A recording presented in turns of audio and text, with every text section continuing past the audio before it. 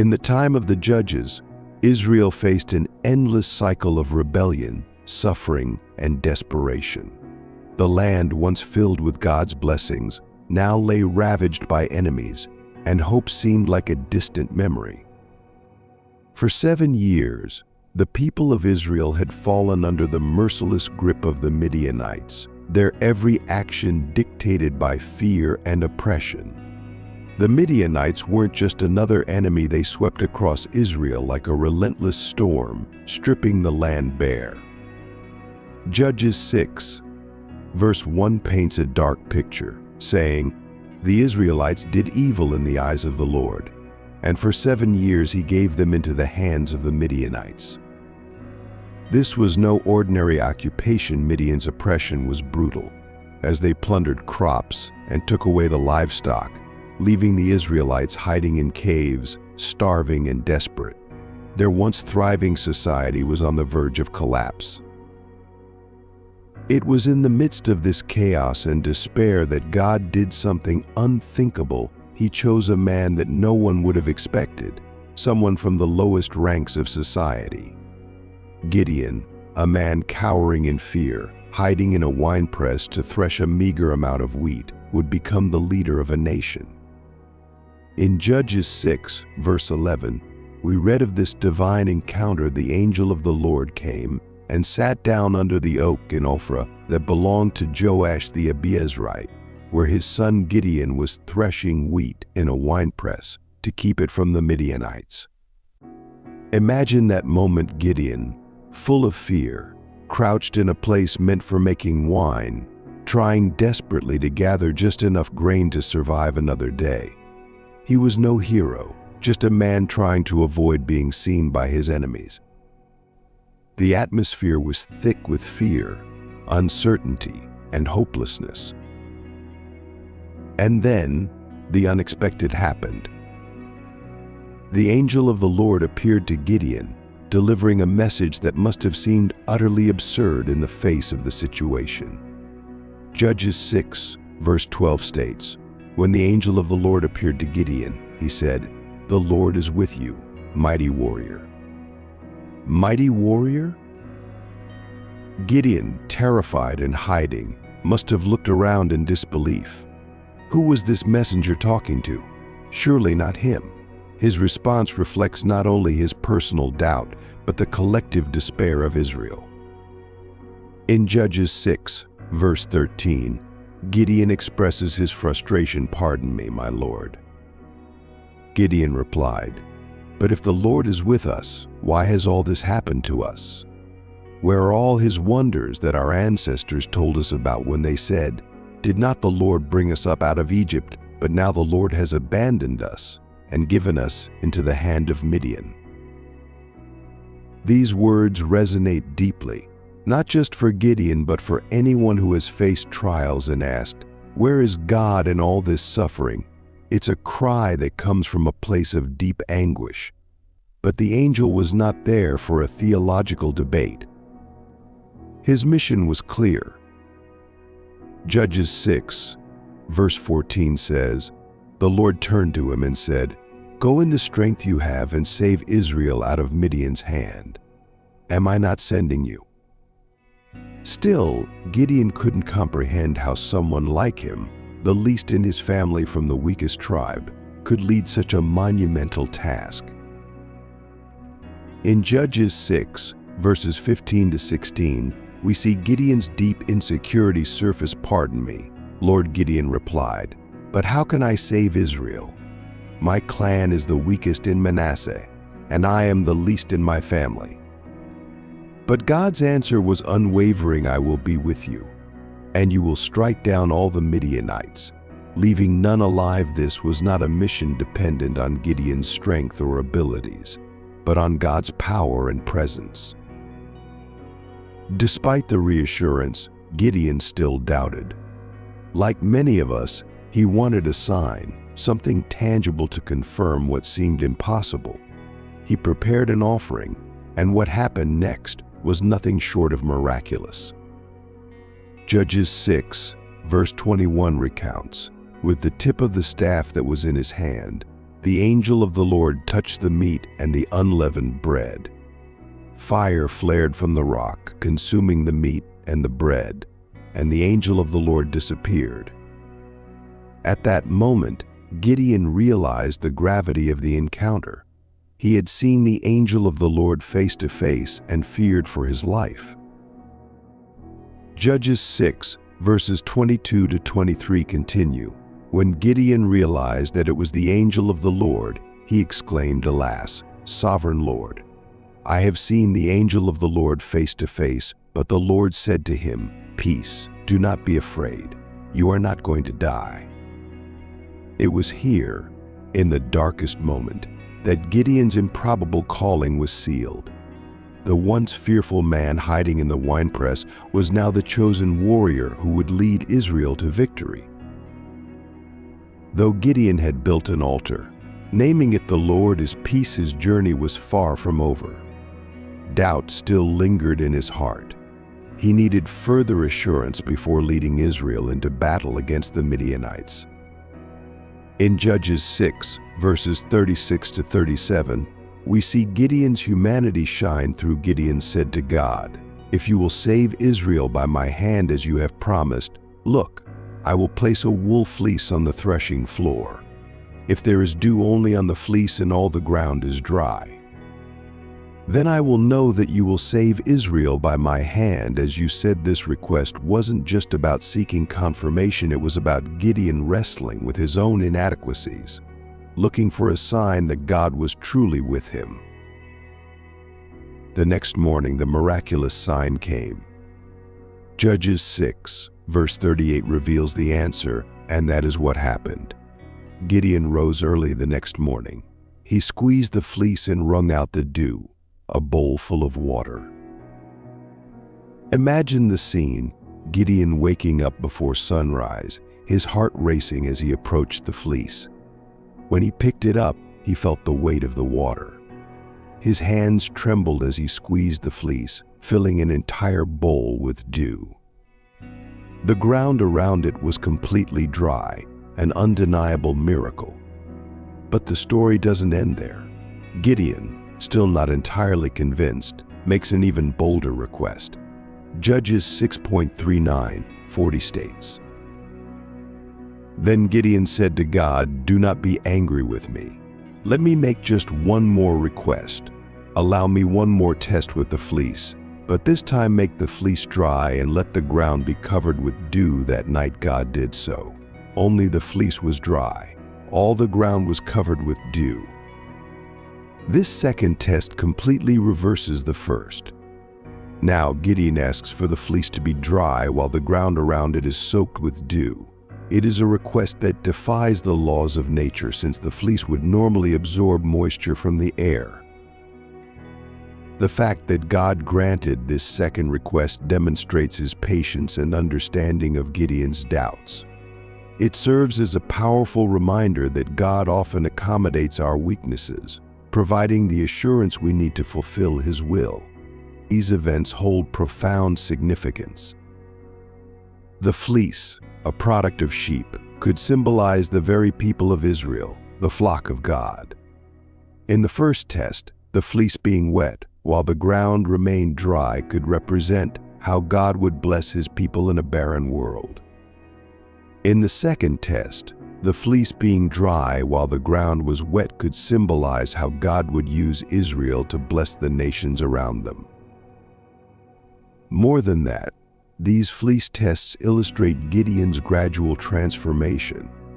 From a man hiding threshing wheat in a winepress, he was now in direct conversation with God, negotiating the terms of his faith and leadership. It is important to note that although God answered Gideon's requests, seeking signs is not the ideal standard of faith. In many other passages of Scripture, we are encouraged to trust in God's word without demanding miraculous proof. However, at this crucial moment in Israel's history, God, in his grace, chose to strengthen Gideon's faith through these tangible signs. The fleece test marks a turning point in Gideon's narrative. His doubts were dissipated, his faith strengthened, He was now ready to lead the people of Israel against their oppressors. The man who once considered himself the least in his family was about to become one of the greatest judges of Israel. The story of the fleece teaches us several important lessons. First, that God is patient with our doubts and is willing to provide us with the assurance we need to fulfill His will. Second, that faith often grows gradually through concrete experiences with God. And third, that when God calls us to a task, He also equips us with the confidence needed to accomplish it. As the dew dried under the rising sun, Gideon rose as a new man. His insecurities had been washed away, along with the dew, and in their place grew fierce determination. The warrior that God had seen from the beginning was finally emerging. With divine confirmation secured, Gideon was ready for the next step in his journey. The army needed to be gathered, and a decisive battle was on the horizon. The man who tested God with a fleece was about to be tested in the heat of conflict, with renewed confidence from the signs of the fleece. Gideon was ready to lead Israel against the Midianites. God's call echoed in his ears, and the time to act had come. The narrative transports us to a crucial moment in Israel's history, where human logic would be challenged by divine wisdom. Judges 7:1 set the scene. Jerubbaal, that is Gideon, and all the people who were with him rose early and camped beside the spring of Harod. The camp of Midian was north of them, in the valley near Mount Moreh. Gideon, now also known as Jerubbaal, let Baal contend with him. After destroying the altar of Baal, he had gathered a considerable army. The biblical text gives us an idea of the magnitude of this force in Judges 7:3. Now announce to the people that anyone who is afraid and trembling may return home and leave Mount Gilead. This statement suggests that the army was positioned on Mount Gilead, preparing for battle. The people's response to this announcement was surprising. The same verse continues, 22,000 men left and 10,000 remained. Imagine the scene, more than 2/3 of Gideon's army abandoning the camp, leaving behind only 1/3 of the original warriors. For a military leader, seeing 22,000 soldiers depart on the eve of a crucial battle would be devastating. But God had different plans. Instead of lamenting the loss of so many warriors, the Lord surprises Gideon with a shocking declaration. Judges 7:4 reports, "But the Lord said to Gideon, 'There are still too many men. Take them down to the water, and I will separate them for you. If I say, this one shall go with you, he shall go. But if I say, this one shall not go with you, he shall not go.'" This divine instruction challenges all military logic. The Midianites and their allies were a formidable force. Judges 7:12 describe the Midianites, the Amalekites, and all the other eastern peoples had settled in the valley. They were numerous as locusts. Their camels could no more be counted than the sand on the seashore. Faced with such a vast enemy, the common strategy would be to gather as many warriors as possible. But God had other plans. Obediently, Gideon takes the remaining 10,000 men to the water. What happens next is a divine selection based on an unusual criteria. Judges 7:5-7 tells us, "So Gideon took the men down to the water. And the Lord told him, 'Separate those who lap the water with their tongues as a dog laps from those who kneel down to drink.' 300 men lapped with their hands to their mouths. All the rest knelt down to drink. The Lord said to Gideon, 'With the 300 men that lapped, I will save you and give the Midianites into your hands. Let all the others go home.'" This peculiar test drastically reduced Gideon's army from 32,000 to 300, a reduction of more than 99%. To put this in perspective, Imagine a modern army of 100,000 soldiers being reduced to just 937. Human logic would scream that this is madness, a military defeat. But God's ways are not our ways, and His thoughts are not our thoughts. This drastic reduction had a clear purpose, expressed in Judges 7:2. The Lord said to Gideon, "You have too many men for me to deliver Midian into their hands. In order that Israel may not boast against me that her own strength has saved her, God was teaching a powerful lesson, not only to Gideon, but to the entire people of Israel and to all future generations. Victory would not come through the strength of numbers or military skill, but through the power of God. This truth would echo through the centuries, finding its fullest expression in the New Testament, where the Apostle Paul writes in 2 Corinthians 12:9, "My grace is sufficient for you. For my power is made perfect in weakness." The selection of the 300 warriors based on how they drank water may seem arbitrary at first glance, but it may have a deeper meaning. Those who lapped the water like dogs, remaining alert and vigilant, could represent the most prepared and attentive warriors. They did not lower their guard even for a basic need like drinking water. This quality would be crucial in the battle to come. Moreover, the number 300 has significance in biblical history. It was with 318 men that Abraham rescued Lot in Genesis 14. It was also with 300 men that Samson defeated the Philistines in Judges 15. God was once again demonstrating that He can accomplish great deeds with small numbers. Imagine the mixed feelings in the Israelite camp that night. 9,700 warriors returning to their homes, perhaps relieved to escape battle, but also ashamed for not being chosen. And the 300 who remained? They must have felt a mix of honor at being selected and fear at the seemingly impossible task ahead. As for Gideon, this was the ultimate test of his newly strengthened faith.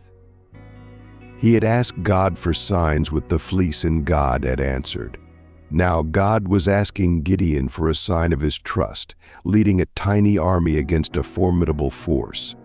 The reduction of Gideon's army teaches us profound lessons about faith, trust, and the power of God. It reminds us that God does not need large numbers or abundant resources to accomplish His purposes. He often chooses to work through the small, the weak, and the improbable to demonstrate His power and receive all the glory. This story also challenges us to trust in God, even when circumstances seem impossible. How many times do we feel inadequate or ill-equipped for the tasks God places before us? Gideon's story reminds us that it is precisely in those moments that God can operate most powerfully. As the 300 chosen warriors prepared for battle, sharpening their swords and adjusting their armor, an atmosphere of expectation hung over the camp. They knew they were about to witness something extraordinary. The God who had reduced their army certainly had a plan for victory. Night fell over the Israelite camp. In the distance, the campfires of the vast Midianite army flickered in the valley, reminding Gideon and his men of the seemingly impossible task before them. But with God, the impossible was about to become possible. Israel's greatest battle was about to begin, not with the roar of thousands, but with the quiet faith of 300. With only 300 men against an army vast as clouds of locusts, Gideon faced an apparently impossible situation. But God, in His infinite wisdom, had an extraordinary plan to ensure Israel's victory. The night before the battle was crucial. God, recognizing Gideon's natural apprehension, offered him a unique opportunity to strengthen his faith. Judges 7:9. 11 states, "That night the Lord said to Gideon, 'Get up and go down to the camp, for I am giving it into your hands. If you are afraid to attack, go down to the camp with your servant Purah and listen to what they are saying. Afterward, you will be encouraged to attack the camp. This divine instruction reveals both God's understanding of human weaknesses and his willingness to strengthen his servants. Obediently, Gideon went down to the enemy camp with his servant Purah. What happened next was nothing short of providential. Judges 7:13 and 14 describe the scene. Gideon arrived just as a man was telling his friend about a dream. "I had a dream," he was saying. A round loaf of barley bread came tumbling into the Midianite camp. It struck the tent with such force that the tent overturned and collapsed. His friend responded, "This can be nothing other than the sword of Gideon, son of Joash, the Israelite. God has given the Midianites and the whole camp into his hands." This dream and its interpretation were exactly what Gideon needed to hear. The barley loaf, a common food among the poorer Israelites, represented Gideon's unlikely army. The overturned tent symbolized the imminent defeat of the Midianites. God was showing Gideon that even the enemies were unconsciously recognizing the divine power acting through him. Strengthened by this experience, Gideon returned to the Israelite camp, ready to lead his small army. Judges 7:15 tells us, when Gideon heard the dream and its interpretation, he worshiped God. He returned to the camp of Israel and called out, "Get up. The Lord has given the Midianite camp into your hands now." With renewed faith, Gideon was ready to implement the divine strategy. And what an unusual strategy it was. Judges 7:16 details, dividing the 300 men into 3 companies, he placed trumpets and empty jars in the hands of all of them, with torches inside. Imagine the scene. 300 men, each carrying a trumpet in one hand and a jar with a torch hidden in the other. It was not the conventional armament one would expect from an army about to face a vastly superior force.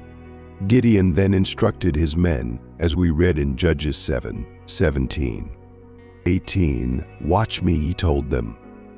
"Follow my lead. When I get to the edge of the camp, do exactly as I do. When I and all who are with me blow our trumpets, then from all around the camp, blow yours and shout, for the Lord and for Gideon."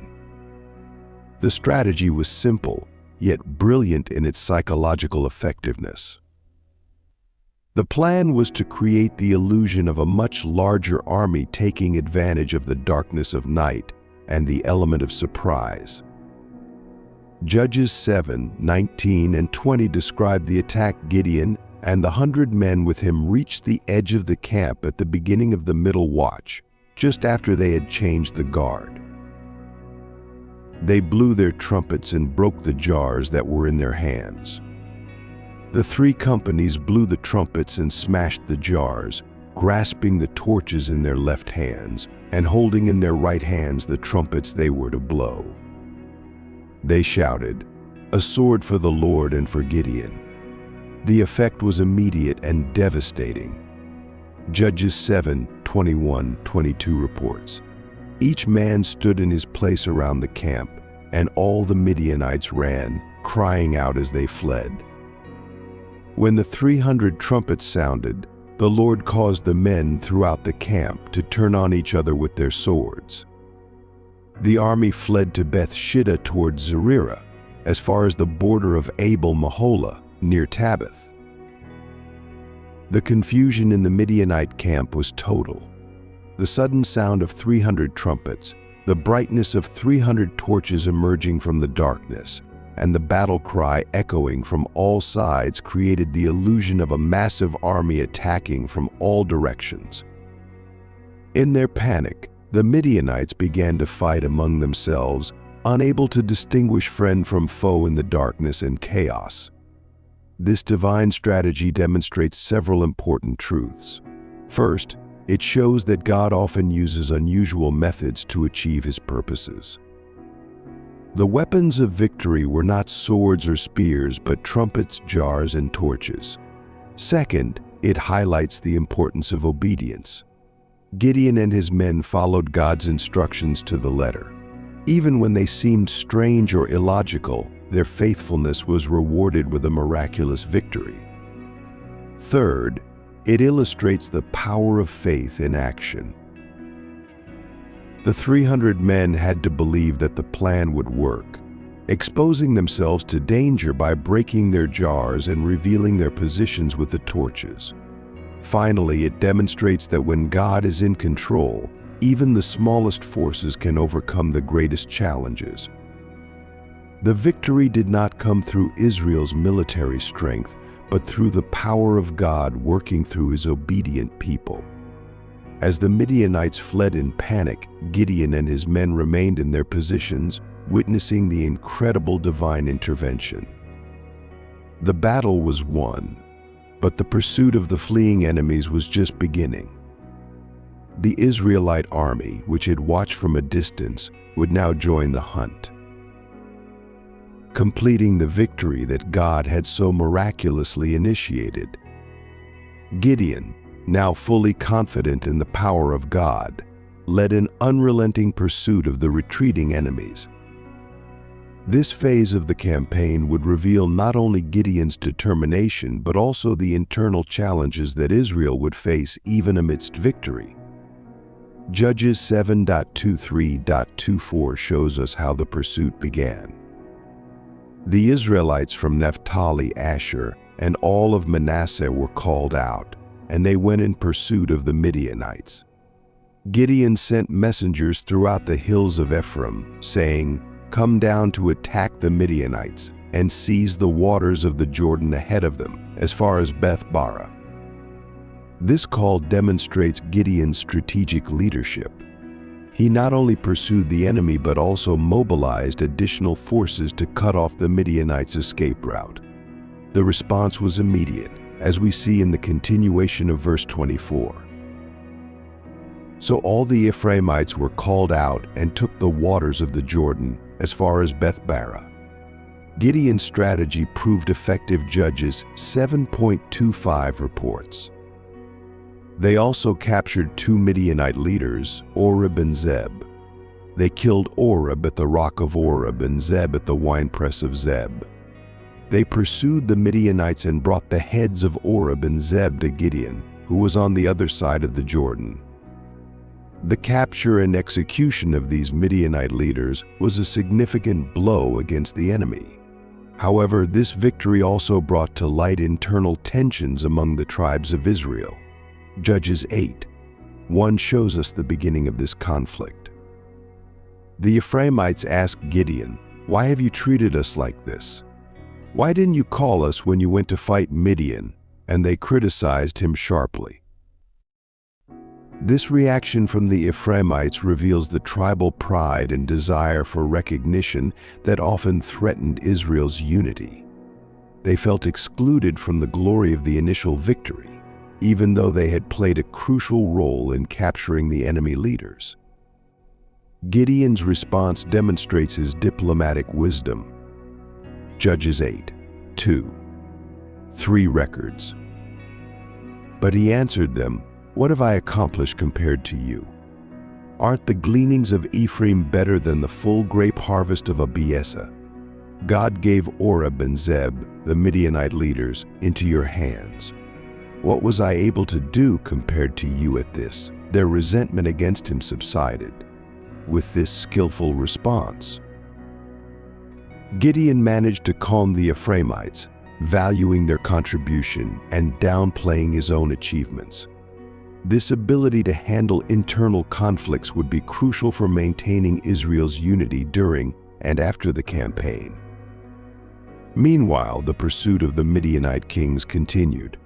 Judges 8:4-5 gives us a sense of the intensity of this pursuit. Gideon and his 300 men, exhausted yet still pursuing the enemy, came to Jordan and crossed it. He said to the men of Succoth, "Give some bread to my troops. They are worn out, and I am still pursuing Zebah and Zalmunna." the kings of Midian. This request from Gideon reveals both the determination of his small army and the difficulties they faced. They were exhausted but persisted in the pursuit, demonstrating remarkable dedication to their mission. However, the response from the men of Succoth was surprisingly negative. Judges 8. 6 records. But the officials of Succoth said, "Are Zebah and Zalmunna already in your hands that we should give bread to your troops?" This refusal not only demonstrated a lack of solidarity, but also a lack of faith in Gideon's ability to complete his mission. Gideon's response was harsh and prophetic. Judges 8:7 tells us, "Then Gideon said, 'Very well. When the Lord has given Zebah and Zalmunna into my hands, I will tear your flesh with desert thorns and briars.'" Gideon faced a similar reception in Penuel, as we see in Judges 8:9. From there he went up to Penuel and made the same request, but they answered as the men of Succoth had. So he said to the men of Penuel, "When I return victorious, I will tear down this tower." These interactions reveal the political and social complexities that Gideon had to navigate even amidst his military campaign. Not everyone in Israel was united in support of his mission, and some even showed open hostility or skepticism. Despite these setbacks, Gideon and his men persisted in their pursuit. Judges 8:10-12 gives us the outcome of this chase.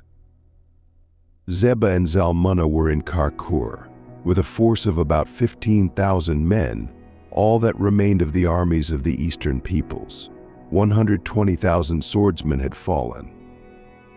Gideon made a surprise attack against the army by the route of the nomads east of Nobah and Yogbeha, and he routed the army. Zebah and Zalmunna, the 2 Midianite kings, fled, but he pursued them and captured them, routing the entire army. The capture of these kings marked the effective end of the Midianite threat. However, Gideon still had accounts to settle with those who had refused to help him. Judges 8:13-17 describes how he fulfilled his promises to Succoth and Penuel. Gideon, son of Joash, returned from the battle by the ascent of Hears.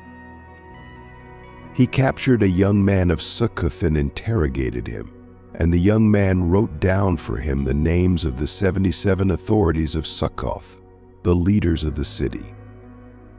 Then Gideon went to the men of Succoth and said, "Here are Zebah and Zalmunna, concerning whom you taunted me, saying, 'Have you already captured Zebah and Zalmunna?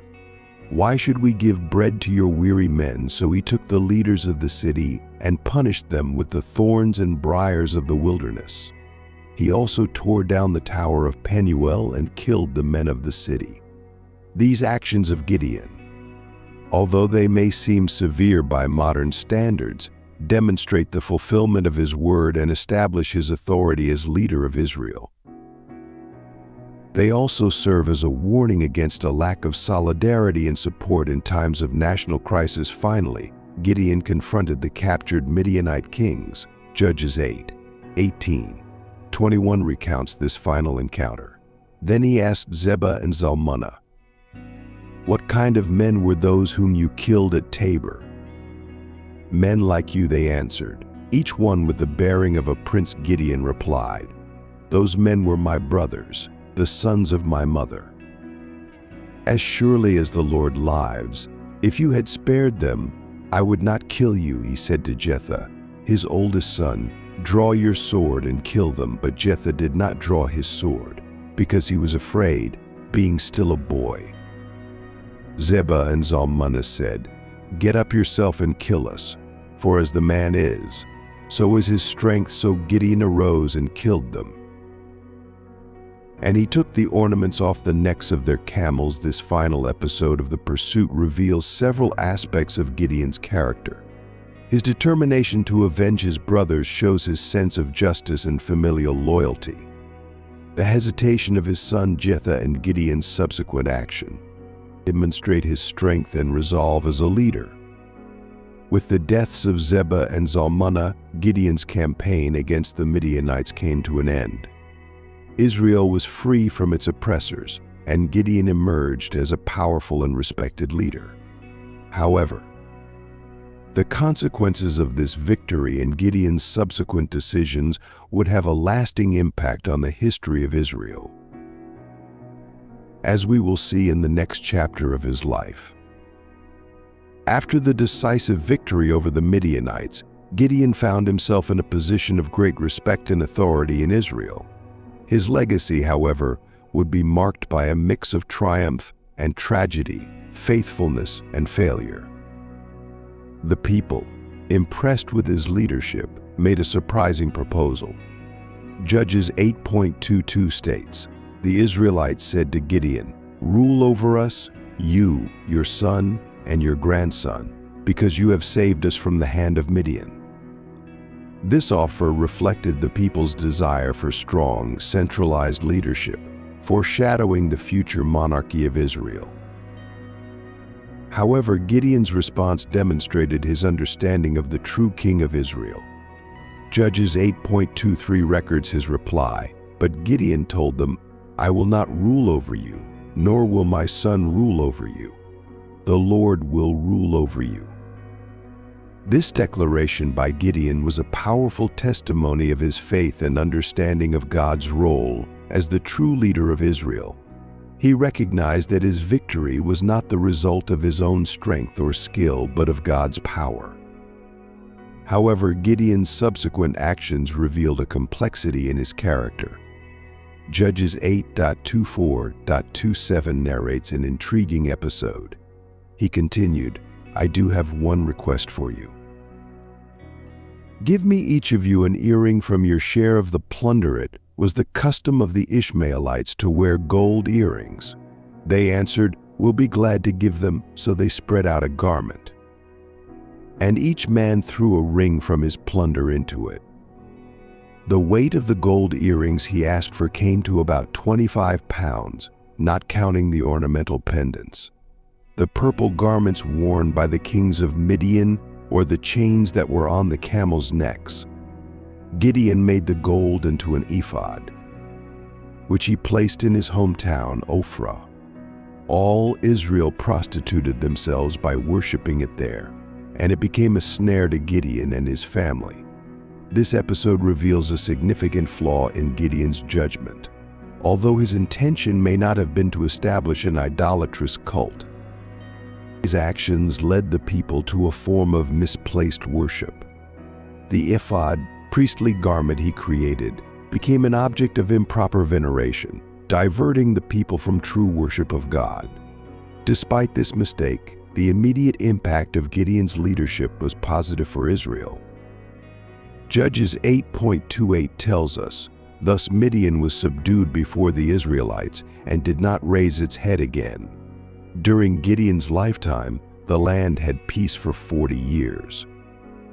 These 40 years of peace were a testimony to the effectiveness of Gideon's leadership and God's blessing upon Israel when the people turned to him.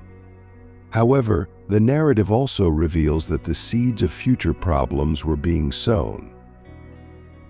Judges 8.30:31 gives us a glimpse into Gideon's personal life. Gideon had 70 sons born to him, for he had many wives. His concubine, who lived in Shechem, also bore him a son, whom he named Abimelech. This description of Gideon's family, particularly the mention of his many wives and a concubine, suggests that he may have adopted practices more associated with the kings of neighboring nations than with a theocratic leader of Israel. The specific mention of Abimelech is significant, for he would come to play a tragic role in the subsequent history of Israel. The end of Gideon's life is summarized in Judges 8.32. Gideon, son of Joash, died at a good old age and was buried in the tomb of his father Joash in Ophrah of the Abiezrites. Tragically, after Gideon's death, the people quickly turned away. Judges 8.33. 35 reports. No sooner had Gideon died than the Israelites again prostituted themselves to the Baals. They set up Baal-berith as their god and did not remember the Lord, their God, who had rescued them from the hands of all their enemies on every side. They also failed to show loyalty to the family of Jerubbaal, that is, Gideon, for all the good things he had done for them. This return to idolatry and lack of gratitude toward Gideon's family demonstrates the cyclical nature of Israel's history during the time of the Judges. Periods of faithfulness and blessing were often followed by spiritual decline and turmoil. The story of Gideon is a powerful testimony to God's ability to use unlikely people to fulfill his purposes. From his calling as the least in his family to becoming a powerful leader of Israel, Gideon exemplifies how faith and obedience can overcome fear and insecurity. Gideon's life challenges us to trust in God, even when circumstances seem impossible. It reminds us that God can do much with little when we place our trust in Him. As we reflect on this story, let us ask ourselves, where in our lives might God be calling us to act in faith? What armies of difficulties do we face that seem insurmountable? How can we, like Gideon, move forward in obedience, trusting not in our own strength but in God's power? The story of Gideon remains relevant today, reminding us that God is still in the business of transforming ordinary people into extraordinary instruments of His will. May we, like Gideon, respond to God's call with faith and obedience, ready to be used by Him in ways we may never have imagined possible.